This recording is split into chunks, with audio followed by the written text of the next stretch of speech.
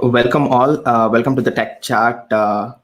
This is going to be like an interesting discussion with a lot of folks and a lot of engineering, SaaS, cloud, and different things. So today we have Kiran from Druva. So I welcome Kiran into the discussion today. Kiran is a Senior Director at Druva. Before I give more introduction and I talk more about him, I would ask Kiran, I would welcome Kiran first of all, and then I would also ask him to talk about what he does and at Druva and interesting details and stuff actually. So over to you, Kiran. Hey Arvind, thank you so much for having me over. It's a pleasure. Hello folks, I am Kiran. I have been a veteran of the IT industry for the last 16 years. I started off with a startup called Infonox based in Pune, which eventually went on to be acquired. It's now a part of Global Payments, and it's a pioneer in the payment space. Wore various hats in my entire career, starting from a systems administrator to a virtualization leader. Jumped onto the cloud bandwagon somewhere around 2009, 2010 when things were just about beginning, and have been a cloud proponent since 2012. Right. My recent stint is with Druva. I handle the cloud operations and DevOps function at Druva. Druva is a data protection on the cloud enterprise, and we'll talk more about it as we go forward. Besides work, I am passionate about automobiles, and I'm a moderator of one of India's largest automotive community called teambhp.com. An avid biker and travel enthusiast. I have ridden from Kashmir to Kanyakumari in my college days on an ungeared scooter somewhere around 2.5 decades ago. Well, that's about me. Over to you, Arvind. Well, that's really interesting to know. I don't know that you also moderator in TBHP, and we would definitely need to talk about that as well sometime. That's really interesting. Okay, cool. But I think definitely you mentioned Druva, and you mentioned that you will talk more about it. What's it about Druva? I know that it's a unicorn and unicorn startup in Pune. But I would like to know more about what Druva does and where it plays actually, what business, etc.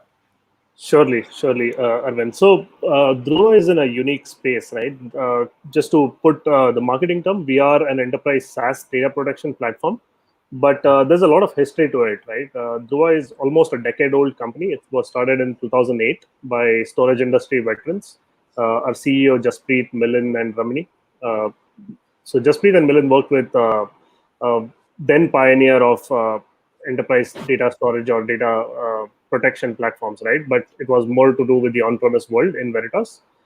So Druva, I'll talk about what got me to Druva first. So Druva has this unique culture of being an innovation leader, right? If you look about or check us out on various platforms, you will see everybody talking about the innovation that Druva does.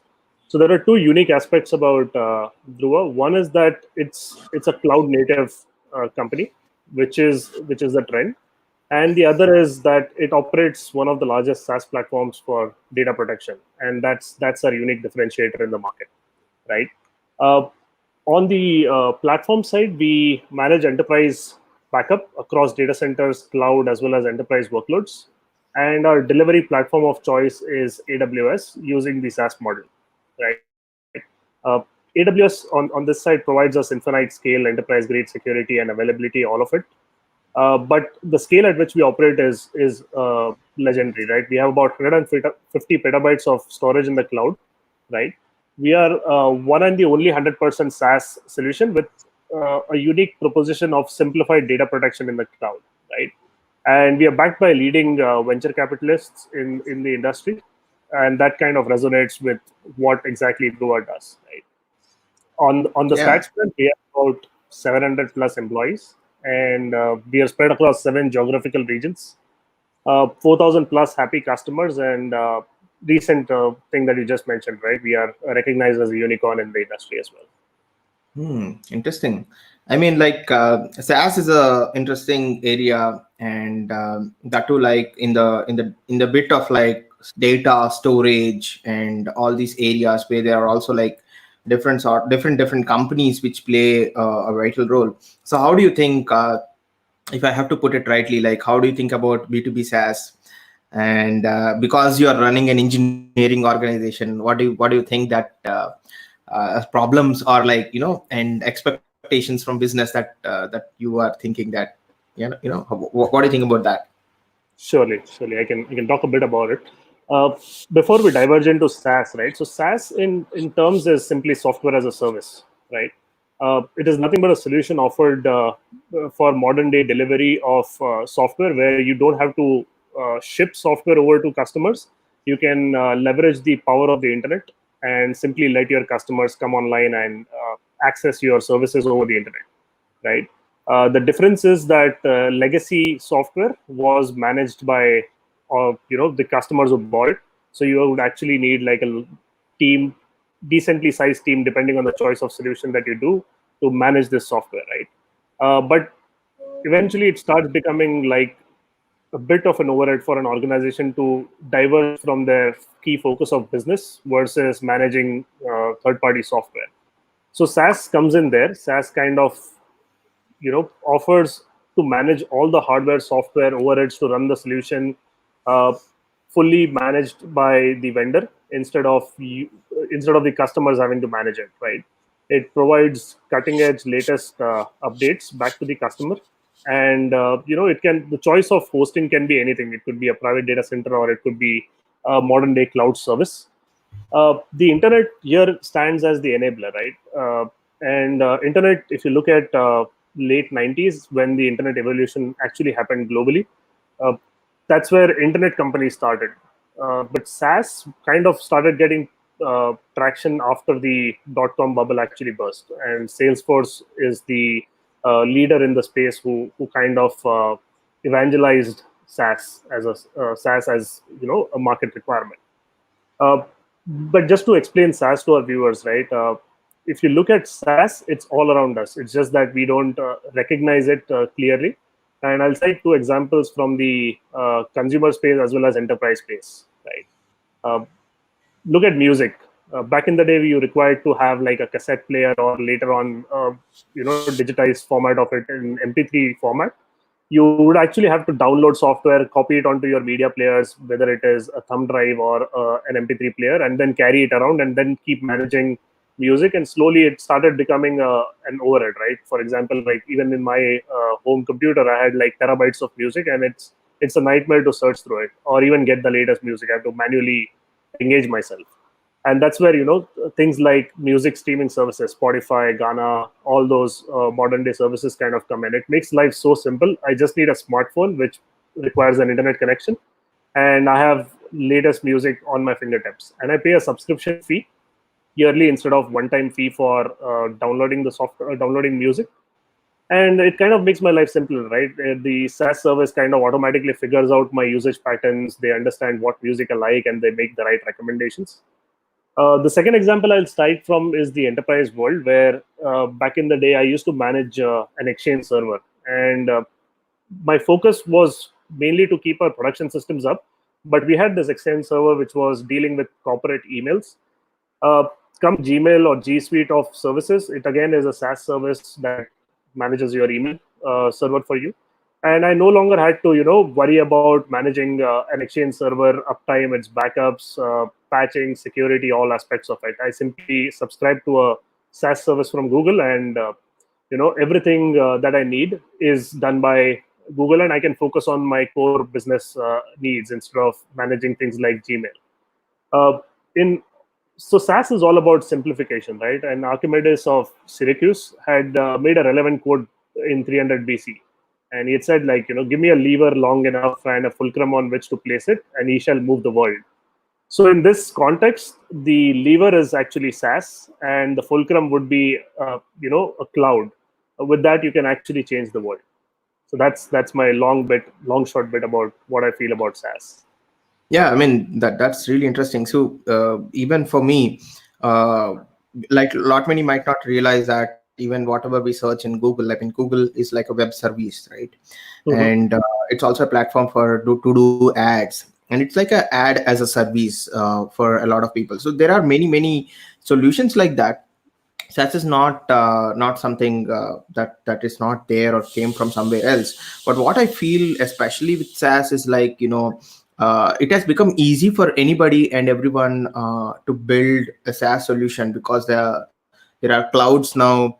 There are problems that everyone can pick up and try solving using in a different manner. It's not just it no need to be like as large as like what you have said, like Spotify or Ghana or something like that. It can also Mhm. be like something, something very small, like say calendar management can be a, Absolutely. or it can be simple but at very critical. I mean, the same platform that we were talking about, it's like a SaaS solution for streaming to Right.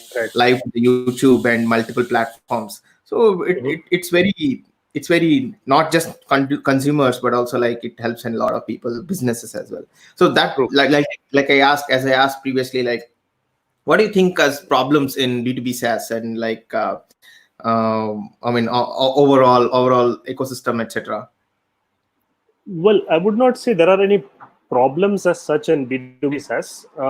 One thing that everybody has to understand is that SaaS is either 100% on the internet, zero installation service, or it is not SaaS. Right? I've seen a lot of misnomers around SaaS because everybody wants to catch on to the hype that is around SaaS world, and ride the gravy train, so to speak. Uh, you have to understand that SaaS vendors have to manage the entire ecosystem, right? They manage the network, hardware, and software bits of it, provide rapid updates to the users, and use state-of-the-art development methodologies for staying ahead of competition. Uh, you cannot have a SaaS which says, here's a hardware box that you need to install, but this hardware box will connect to our cloud, and that's SaaS, right? Because every time you ship something over to the customer in physical format, that kind of dilutes the value of SaaS, which in turn becomes that the customers have to manage power, cabling, networking, and all of it for you. So that's a misnomer that has to be cleared very you know cleanly. The next bit about SaaS experience, as it's colloquially known as the POC experience, right? For SaaS, and given the current scenario, SaaS companies have been able to manage this like nobody else, right? There are no dependencies on supply chains. There is nothing to ship to the customers, as I said, and you can just have a casual conversation on the internet, trying to figure out what exactly are the customer needs, and then comes the most important bit where you let the customer experience the product, right? And this is the experience that makes or breaks your value. You have to make sure that the customer is able to onboard himself on the internet without having to even physically meet a sales guy, or having to do something on their on-premises infrastructure or in their data center, right? There would be clients or basic software installations required, but again, you don't have to physically be present to manage that, right? It should not be like here's a box and you turnkey and it will turn on and connect to our world. It has to be an enabler, right?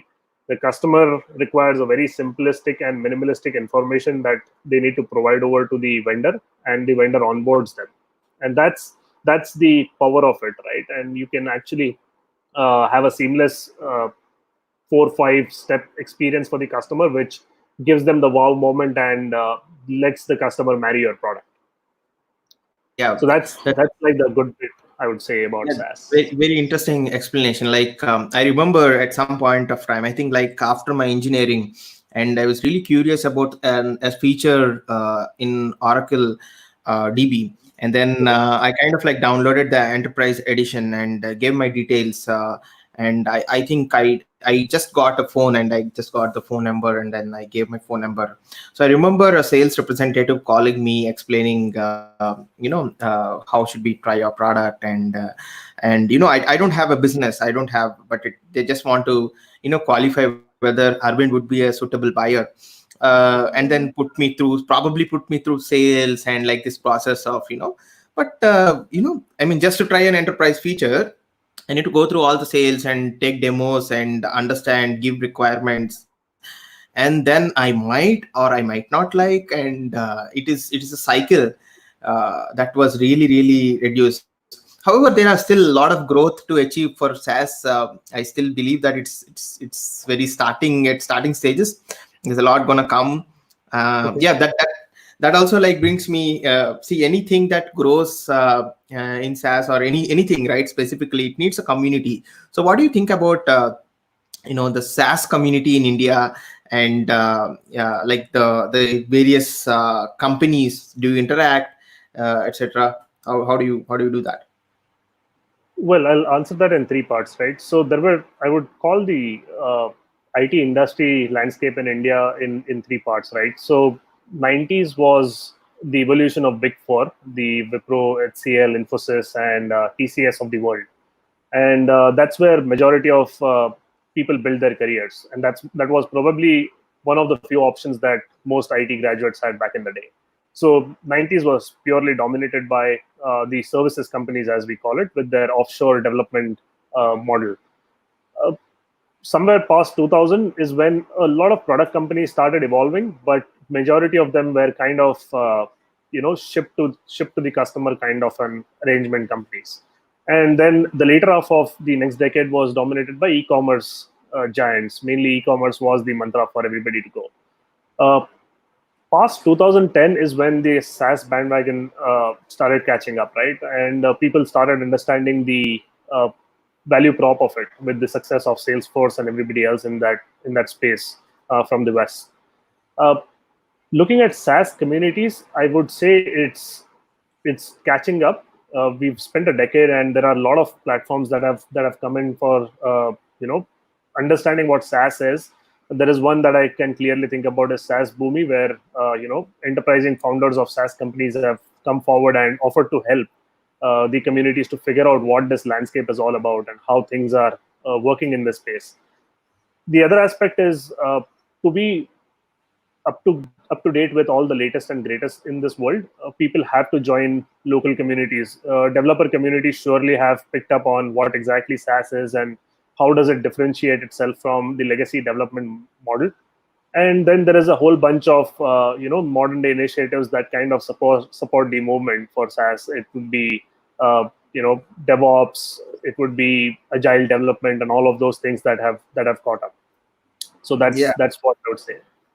So I think like you mentioned about SaaS Boomi, I've heard about it as because they were doing a conference, which is like for all the SaaS companies, and like providing a platform, etc. Which sounds very interesting to me. I think I thought of attending this year but couldn't, which I would definitely make it probably like next year or so. But then there is also this sort of notion in India, like or I've heard in a couple of places, like Chennai is a SaaS capital of India, wherein there are a lot of SaaS startups.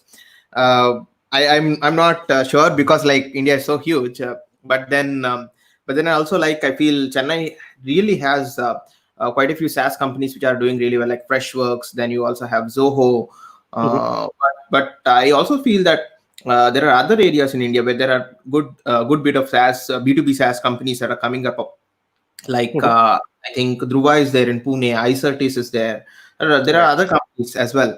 So which is very interesting to note, and that you would have multiple clusters of these interesting areas, engineering centers and etc. Yeah. So I think like while we are talking about SaaS, like software as a service, then but internally like you would have a platform to run all of this, right? Like talking the real bit of it, and you would be running on some cloud, and you would. I mean, generally you could build your data center in yesteryear, like if it's a Salesforce era. But now that we have large clouds, customers having preferred clouds, choice of cloud kind of a situation. So what do you think about cloud vendors, especially with the mindset, not just in Indian context, but generally like when you're selling your software to globally? Like, what do you think about cloud vendors? Do you have anything that you want to say here? Absolutely. So we started off with AWS, and we are an APN partner, as it's called. And AWS has been our platform of choice for multiple reasons, right? We did try and experiment on a multi-cloud platform, but then we slowly realized that a multi-cloud engagement requires a different set of thought process and a complete overall of your entire machinery to work on a multi-cloud platform. And the return of investment is what you need to figure out on when you embark on this kind of an arrangement. It's very important to choose your platform of choice very carefully, because that's what will also determine your success in the ecospace. Uh, to quote again Archimedes, I had said that the fulcrum is uh, where your cloud is, and that's where we think AWS is, and it is rock solid. Because the moment it does not become rock solid, your liver is no longer important for moving the world. Because if your base itself starts shaking, you will not have the right leverage to move the world, or have your platform scale as expected. And that's something that is a very important thing for us. So we set out on a few things before we embarked on this, and the criteria that we defined was availability was the number one aspect of things, right? If your cloud is not available, you essentially cannot put anything on top of it to serve your customers. And if you are always firefighting, you might as well move to a data center and build your own expertise to host your services on a private cloud. Second bit is the security aspect of it, right? Are you able to securely deliver your platform? And then with the AWS's shared responsibility model, it kind of works for us, right? We have our presence in the federal space in the US as well, and we are FedRAMP certified to Oh, serve federal customers. Uh, so those things that kind of become baseline for you, and your vendor is able to cleanly provide you that leverage to certify yourself to provide your services back to federal customers, and in a secure format, most importantly, right? Third is the scale. Are you able to grow into global regions at the push of a button? Uh, we were at around 10 regions last year. In 2019 itself, we launched 3 more regions, and that was at pace. We did not have to do any kind of turning the wheel, so to speak, right, to launch ourselves or propel ourselves forward in availability wise. Right now, we can go into all 24 regions of AWS without much of an effort, and that's the beauty of our platform, combined with way we have architected it in AWS. Now, whether other vendors do not offer that or offer that is a different question, but our preference is AWS because, uh, most importantly, none of these you know intricacies of availability or reliability, scalability, and security have been a concern when we launched into a newer region. And most importantly, all the services that we use, it just absolutely is available from day zero in AWS. So that's critical and important for a SaaS vendor to choose, right? Being in global regions where your customer base is, and being able to scale in all newer regions as your business grows. yeah. I mean, I found it really interesting. I want to ask one probably argumentative, but I want to ask, like, say, see, I think if I am a customer and then I have a choice of cloud and I like your solution, but it is not, obviously, it's not an on-prem, and think that I have a choice of cloud, like, say, something like Azure. So, and then what do you think of that? You let go the opportunity of, or what is your thought process behind that? I'm AWS only, but the customer is saying that, okay, see, we can't run or we can't consume services probably with specific cloud, or we have a committed spend. You because you're APM partner, you would all know about committed Mhm. spends, and stuff, etc. So we have a committed spend with this cloud, and we want to move in. So how do you handle or think about that sort of stuff, where business keep asking me probably you are all of this, and then you might have reservation. Right. So we do see these questions come often in the RFP, right? Why this cloud versus the other one? Why not this platform versus something else? Uh, the point is that, as long as you're able to reliably deliver your service on any platform, and your SaaS service brings value to the customer, the platform becomes kind of secondary to the customer, right? And we've been able to convince a lot of customers to onboard ourselves, and there is an active engagement that AWS also makes on our behalf to reach out to the customer to explain what differentiates us versus something else, right? Uh, there would be some hardliners where people would be, unwilling to switch. there is very little you can do about it, barring convincing the customers. And in our case, we've been able to manage that convincing bit very well. And we haven't really had that challenge as such when customers were, unwilling to experiment or try our platform because of our choice of underlying infrastructure. It slowly becomes agnostic to the customer as well. The customer looks at your solution, likes it, and then just continues to use it. I mean, yeah, I think like this is there, I think, and like digressing from a bit of topic here, and more focused about AWS. Like I've heard a kind of a joke or something on this situation wherein, like, there are several SaaS solutions which are built on AWS and use because I work for a company like Elastic, and use Elasticsearch or some other monitoring tool on top of AWS to kind of like analyze the logs that are produced on the same platform and still pay for AWS. So it's kind of a very unique platform and very interesting platform that everyone is building, and like especially AWS obviously is a market leader, undisputed, or like probably nobody needs to talk more about it. And you rightly highlighted. But just the last question on this sim, because it's a very large topic. But you don't have marketplace offerings in other cloud as well, right? It's completely. It's completely AWS. Yes, our marketplace offerings are also on AWS itself. Okay.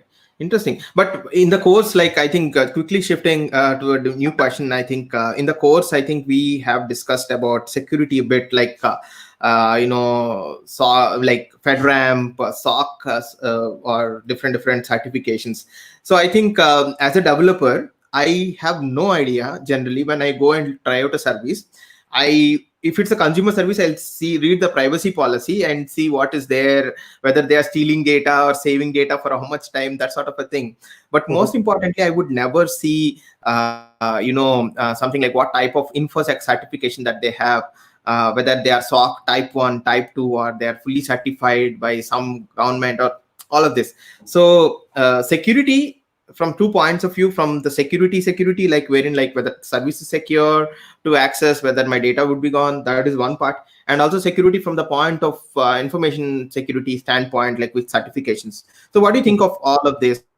Not just Druva. I mean, like I'm looking to take some pointers for a developer. What we should look if I am looking to try out a SaaS service. Got it. Yep. So essentially, like I said, right, security is twofold in the AWS context, as I would kind of quote mainly. And when you say shared responsibility model, the IaaS, PaaS, and the underlying infrastructure, as it's called in the whole ecosystem, as well as the physical security of your tenants in the cloud, is actually handled by AWS. And then there is a large page which kind of talks about all the compliances that AWS has, which you don't have to worry about, right? Coming to your side or your half of the responsibility model, I would split it into 2 parts, right? One is getting yourself certified from a compliance standpoint. There are various compliances, SOC 2, HIPAA, FedRAMP if you're in the federal space, all of those, PCI. Those are like qualifications, right? So if you're going into an interview, many times I have been asked this question in my previous life, right, where interviewers would ask me, how do you know this? How do I validate whether you know, just to quote a very old example, how do I know that you know Exchange services? So you had a Microsoft certification around it, right? And that kind of gives him an assurance that you at least have qualified yourself from a industry certification to, get yourself through the door. So he doesn't have to qualify. He may ask you a question or two about your compliance, landscape, but he will not kind of deep dive too much into understanding your core skill set around that platform. And again, if the interviewer is not very familiar with what exactly it means, he can kind of just look at your certification and say, this is a good checkbox to have, and we will proceed forward with the solution. The second aspect from your side is the actual security, right? So when you look at security from your infrastructure standpoint in the SaaS world, I kind of break it into multiple points. So first is perimeter security. What is it that you'll do to protect your entire infrastructure footprint? What is the border security that you'll employ to make sure that nobody is able to get in? The second aspect is if you're a web security web service provider, you will have to make sure that your web portal is protected, and that's where the web security aspect of things come in. So periodic scans are mandatory. You have to make sure that your periodic scans are not just done, but you're also kind of taking this scan output and improvising your own security posture. So there should be an active feedback loop back to your engineering teams where they have bandwidth reserved for fixing security bugs in real time, so to speak. The third aspect is your understanding of your underlying infrastructure, right? So that's where some proprietary expertise comes in. So we use AWS services. Now, AWS provides you the facilitation or facilitates your entry to protect your services in certain format. Just to cite a point, right? The largest security leaks that have happened on the cloud kind of pointed back to S3 buckets being public, for example, right? Now, does AWS forcefully make those buckets public? No, right? It's the vendor who actually does, or the consumer who actually makes those buckets public, and that is a misconfiguration kind of an arrangement. But AWS has that arrangement for you to make sure that your buckets are not public and you are compliant from that standpoint. And there are multiple layers of security that you build so that your data is protected in a well secure format. Now, if you don't look at all of these aspects in deep, then you can have a checkbox security, as I call it, and that does not really help you protect customer data. You can have a lot of certifications around it, but you can still get vulnerable for data leaks. But if you look at these aspects of security from a web infrastructure perimeter and the services security standpoint, you build multiple gates of protection for your customer data, and that kind of assures your customers, or is a validation more stronger than a certification, so to speak, for your customers to employ your SaaS service. So one interesting point that I think you highlighted here is like the S3 buckets and issue like that. So I kind of agree with you really, because quite a bit of times I worked at a company called McAfee, which is in the security space for quite some time. In fact, a leader there. So and kind of like from the community standpoint and kind of way I looked at this entire developer and security mindset. So security is more of like mindset, or it's not a process, and quite a few people miss that in their loop, not to think about it. And at McAfee we used to do something like threat modeling before. It's a compulsory step. Of course it's included in project as part of process, but then you observe that where the threats could originate, how the endpoint is positioned. This is like a necessary step for you to find out loopholes from a third party architect, or like from team from another different place. So I think like I mean in the Elasticsearch, more importantly Elasticsearch situation as well, quite a few people do forget to understand like the basic security is free, and they could with a simple lever they could simply enable it and protect their Elasticsearch server. And then this is like not something that Elastic or somebody can do. I mean, we could make security by default on.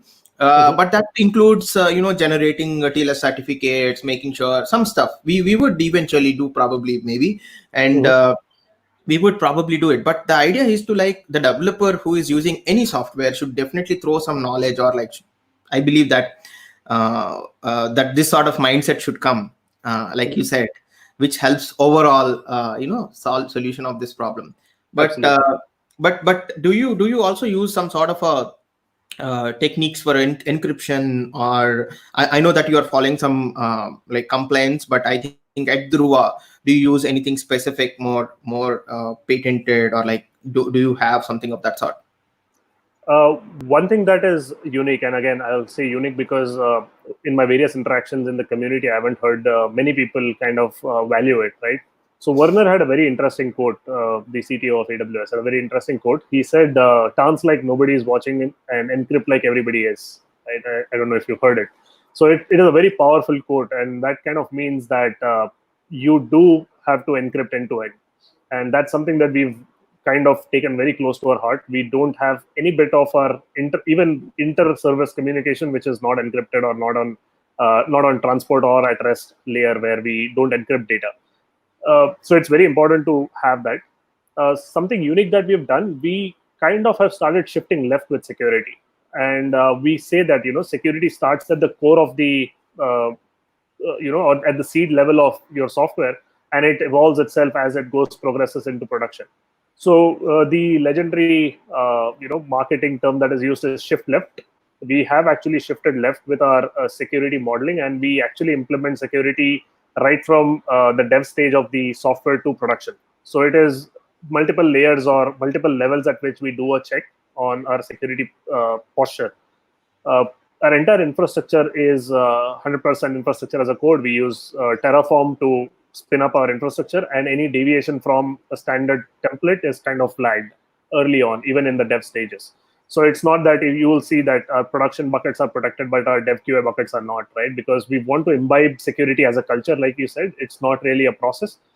Everybody has that mindset right from the beginning of software development, where they follow guidelines for sure from a security standpoint, but they also imbibe this culture of DevSecOps, where security aspects are tested, validated, and then progress forward in the entire life cycle or software development life cycle as well. And that kind of gives us an added advantage that we do catch a lot of issues early on, and there is very little from a vulnerability assessment standpoint that we have to do in production.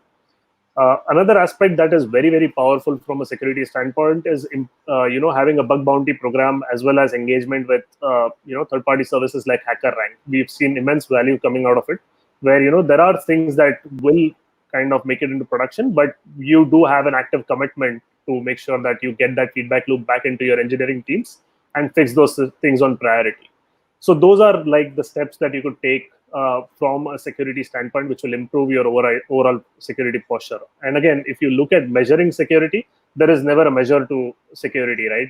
Compliance is just a certification, like I said, but security is an ongoing effort, which has to have dedicated bandwidth that caters to the needs. Very, very, I mean, like what you said is right. I think developers need to like habituate or like have this thought process in their mind every time. So also like that's also another question, like what do you expect the developers who are working more importantly in the cloud, SaaS, and all these like new age companies, or new age processes, etc. Like what do you expect the engineering or how do you really look at the talent and what do you expect from him, like him or her? Yeah. Absolutely. Very interesting question, right? And I actually had this thought pondering around my head like 2 years ago when we were interviewing, right? What exactly changes in your mindset when you go from a on-premise service to a SaaS model, or a modern day software development lifecycle where you're shipping changes, updates around the clock? So I have a mentor who actually kind of summarized this very nicely in 6-7 key points, right? And I'm actually going to quote him verbatim, more like so. So he said that your focus should change from go live to stay live. So your software development is not necessarily to release it back to your customer, but you'll have to stay live, which means your uptime is very, very critical. And going live is a somber moment where you take a deep breath and prepare for a road uphill, because you made changes and you don't know what exactly has changed in your software or your customer behavior, which will kind of impact the way you've developed it.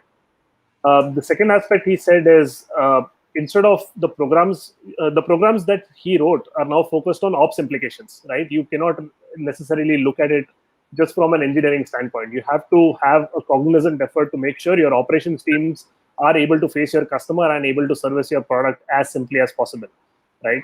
Are you logging well? Are you doing observability well? All of it, right? Now, the next aspect is observability, which is very, very important, right? Your program selfish gene is observability now, right? It keeps it alive. It gets the right feedback loop, and the time to diagnose your service for uptime becomes very, very critical. It's super, super important that your software as a service kind of changes its focus from just dumping tons of logs to making all of this data into an observable model. And again, you would know this very well as coming from Elastic, right? You have to have continuous improvement. Managing entropy takes time.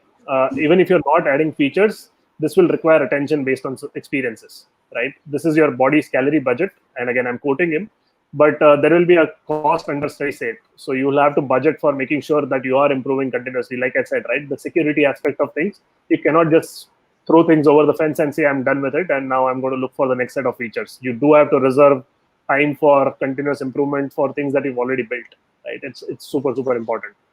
uh, Compile, test, ship cycle now becomes build, test, deploy, monitor, manage cycle, right? So again, like I said, the point is that you don't just compile, test, and ship it. You now also monitor and manage it, and bring the improvements continuously on your software cycle. Potential bugs, tech debt, and hygiene are now on your radar all the time, and these are center stage, as important as your features. You no longer just worry about features, but also making sure that your software is actually as capable as possible, and that's like an entire change in legacy engineering, as you would want to call it, right? People now not just look at their line of work; they look at how things are going to work 3 lines ahead of them. Whether your support is enabled, whether your operations teams are enabled, are your sales teams going to be impacted? All of those thought processes now kind of come back to engineering from a delivery standpoint. Yeah, yeah, I mean that's really long, but at quite a few. I mean, I'm still thinking about what you have said about various stuff related to like how we should look at this entire thing from the skill point of view, and various other things like build, test, monitor, deploy, and also like observability, uptime. So like one of my colleague was saying some time back in the internal email, like availability is the king. So you need to definitely be, when you are a SaaS company, you need to have availability all the time. And more importantly, that brings yesterday I've done a session on observability actually. So and it occurred to me that it is just not just beyond for a tool or a data or a process. It's more important for even a business, or it's more important, it's getting merged actually, it's not just tech, or just not business or something. It's more intricate, and like it's kind of like very interesting where this thing goes off. But observability is really, really important for also engineering productivity as well. So Absolutely. to find out, yeah. So yeah, so then like, do you use any open source tools at Druva? Like what sort of anything specific that you want to highlight, or anything that you really contribute to, or something like that you can tell about that? Absolutely. So one thing that I had a tough time choosing on is getting into this tools war, as you call it. Right? There are different factions in the organization who have different opinions, and they want to make sure that theirs gets carried forward. But I kept some basic guidelines to get this sorted. Right. Number one was that can we do it in a FOSS model, which is free and open source software. Mainly because it's not that paid services are not good, but Druva from a perspective, right? And this may vary by organization, but Druva from a tech stack perspective has a very proprietary model. It's not a commonly used 3 service architecture or a web service that scales on demand, which is what we employed. We have a different model altogether because we actually back up customer data into our cloud, and then we compartmentalize their data to make sure there are walls between customer data and all of that, right? So there is a different model that we do altogether from a data storage and management perspective. So our requirements for observability, monitoring, logging, all of those were different from traditional vendors. So we did use commercial tools. We use a tool based on ELK for our observability needs.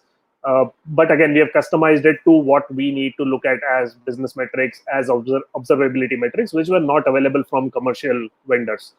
The second aspect is that is there enough support available for your FOSS model? Otherwise, you will need an army to now manage your own tool set, right? And internal army to now make sure that your own systems or ecosystems have the right uptime for serving your customers then. So those aspects are important, and it's very important to define the criteria that you need to make sure that the software that you choose is able to service your business needs. It's not about A is better than B or B is better than C. It could be D, which meets your requirements but is not used by anyone. But as long as it gives you the value that is needed from the outcome of the software, that's important. Again, people tend to get emotional about their choice of tools. Tools are not necessarily the end goal. The end goal is, they become the enablers towards your goal. And if your goal is to bring observability, there could be 100 people who would be doing that, but there could be just one which is actually fitting the criteria from your business standpoint, and that's what you should choose. we use a lot of things. We use regular time series databases for metrics. We use the ELK stack for observability. We use Grafana for graphing our entire utilization and all of those. But again, looking at dashboards is not something we do. We thrive upon what exactly is the quality metric that should be there for us to make sure our customers are successful. You made a point about availability. In my opinion, nines don't matter. And again, I'm quoting another startup founder. She said that nines don't matter if your customer is taking 40 seconds to load a page, right? A page is up for him, but it is hampering his customer experience.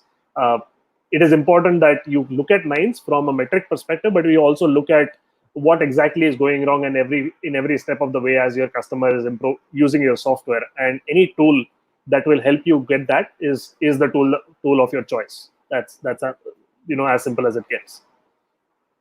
Yeah, so like you rightly mentioned, so observability is not just related to like service level availability or other stuff. It is like a bunch of pillars that helps you to find out unified visibility across your entire service or organization or infrastructure. Like you rightly mentioned, like it's just not availability, it also is as important as your application trace or errors that is producing, or as important that what is the server doing. Like it is it's not like, is there a specific metric that I could track about the the page loading or all of this stuff. So it's like a combined effort and trying to unify everything in one single place.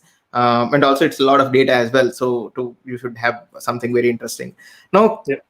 talking about like the open source thing, etc., like and more. So like we discussed about emotions and choosing tools. So what do you think about developers having decision making skills? Like, see, a lot of times I feel that whenever I say that, okay, my manager has asked me to evaluate this tool, even though I know that I don't feel confident of using this because of some reason, but I know it's a cultural and more organizational thing. But generally, what do you think about developer opinions and like you were mentioning?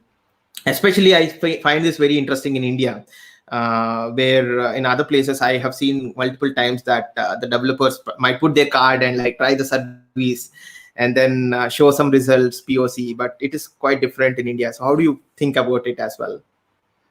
Well, I'll talk about myself because things vary across companies, and I'll talk about myself and Druva in this context, right? Culturally, we have this value, which is called diversity of thought, right? Which means that everybody comes from different backgrounds and different lines of thought, and we have to collaborate, communicate together on a single channel. And then there would be disagreements, but we disagree and commit towards a central goal. From a management standpoint, we believe in empowering developers because they form the crux of your product, right? They smart developers know necessarily what needs to be done, and it's not very difficult to figure out a smart developer's choice of tools or services. So we empower our developers to make sure that they make choices that are wise, but at the same time, we have certain criteria defined around the usability of an open source tool. So which means that the developer is empowered to do it, but if should it not meet the criteria, we have a platform to debate and argue about it, and then we either agree, and if we agree, we move forward, or even if we disagree, there is an agreement from the developer who says that we disagree, but we commit to this line of thought because it matches the organization's need of development. Does that mean we just have a unilateral way of doing things? No, absolutely not. We do have polyglot development. We have multiple languages that we've picked. We've chosen to break our monolith as we move forward and engage with microservices, but we've evolved as we went forward, right? And choice of tools depends also on the business need of that particular hour. It's not that whether Kubernetes is better or whether Nomad is better for your containerization needs or container orchestration. Both of them do phenomenally well for both purposes, but there is certain criteria, right? Do we really want to manage the infrastructure that is hosting all of these services? So that criteria is very important to define when you empower your developers as well. You can let them have a free hand, but at scale, you have to have certain guardrails and guidelines which define where exactly it will end up landing for that particular decision. So that will help you build that safety net of evolution, but at the same time not spiral things out of control from your entire engineering standpoint, right? Because you don't want one random thing coming in which takes a lot of learning curve for the rest of the team, and that's very important. Interesting. So I think we discussed a wide variety of things, but I still want to ask you one more thing like related to release. So Mhm. especially in a SaaS service where you are in a cloud platform and you are releasing features, what is Mhm. the decision making process that you follow, or like how do you define yourself like, okay, this release is done, I would, because there is no you obviously have features, but it's also like, do you have maintenance releases, how often, and how do you do, like, you have a continuous integration and deployment process where you click on a button, do you have, and it gets deployed? So is it like that, or how does it? So it's interesting. Again, a very close question, a question very close to my heart. So when we embarked on our deployment pipeline, as we call it, right, we asked ourselves whether we want to do CI/CD, or is CI/CD just a buzzword that everybody is riding on? And it may not be a buzzword from our perspective. We do a release once every 2 weeks, right? Which means that we do incremental development and then we push things out for our customers to use from a feature standpoint. So in that model, we necessarily did not see the urge or the dying need to do CI/CD at this moment. Again, like I said, right, your decisions have to be aligned with the business outcomes that are needed. But that said, are we not empowered or enabled to do CI/CD? We surely are, because part of our services are actually in the rolling upgrade model, which we update even weekly and sometimes even daily. So we can do error-free rolling upgrades for our customers, and it's a choice that we've actively made from a budgeting standpoint. Whether rolling upgrade is a dying need right now, we don't think that's a dying need right now. From our business standpoint, we can do maintenance releases once every 2 weeks and still cater to our growing business demands for our customers. At the same time, the thought process or enablement of the thought process should be there. So we have enabled ourselves to adopt it should the business need arise, even 1 quarter down the line, right? And that's something that is important to think about, whether you can jump into any urging solution at the click of a button. From a deployment standpoint, again, we do global deployment to 14 regions in one go, and we update like around some 5,000, 6,000 servers in under an hour. And a single operator can do it. While he clicks it and he just looks at things evolve, and there are clear, immutable messages or events that they look forward to. And as they look forward to those events, they declare the success of the project. So those things are important, because you can't have a 30, 40 member team just because you have a wider infrastructure. All the modern tools and services kind of boiled down to efficiency, and as you become more efficient, you can do more with less, and that's the mantra that we follow as well. Very interesting. So, I mean, that's a lot of interesting points that we discussed: SaaS, community, cloud, and also like release process, developer talent. Like I know that you are in Pune. One last question about Pune and the environment, about our developers in India. So how is the tech landscape growing? And do you? I also see several SaaS startups moving to different cities for talent availability and Mhm. hiring people. So what do you think about tech landscape in Pune? And what do you think about all of this? Yeah, you can share your Yeah. thoughts. Yep. So I'll geographically explain Pune, right? For somebody who's born and brought up in Bombay, Pune is a breath of fresh air. So, for example, it's 30 kilometers east to west, and I can do it in under an hour and a half, even in peak traffic. So the footprint is very small, but it's called the Oxford of the East, right? So there are like hundreds of colleges, and again, like pioneer colleges out there from a talent nurturing standpoint, who come out and are available from a hiring standpoint. So you get really, really good engineers, very, very talented engineers in the market. Uh, from a tech buzz standpoint, there are quite a lot of startups, but again, not to the tune of Bangalore if you compare it, right? From an E2B standpoint, or even to Chennai. It does have its own share of shortcomings from a talent availability standpoint, but again, the longevity of your engineers once you onboard them is much higher in Pune. So it could be due to opportunities that arise, or whether it is the limited availability of the SaaS landscape that challenges developers to stay on board with you. From my perspective, I haven't really seen much of attrition, at least catching up on our organization standpoint. We do have a long line of talented engineers who choose to stick because it excites them, and there is this motivation of doing the next big thing from a development standpoint. So talent is available. It's just that you need to set up the right environment and culture for the talent to stay on board, and that will also help culminate organizational success for you. Very, very, very good, Kiran. I think that brings us to the end of the discussion. I think we thought of discussing like for 30 minutes or 40 minutes, but it really spanned out very well, and quite a bit of things that we discussed and shared. I look forward to meet you in person and hope the situation gets better everywhere. And I kind of like wish everything gets settled quickly. And yeah, thanks for joining.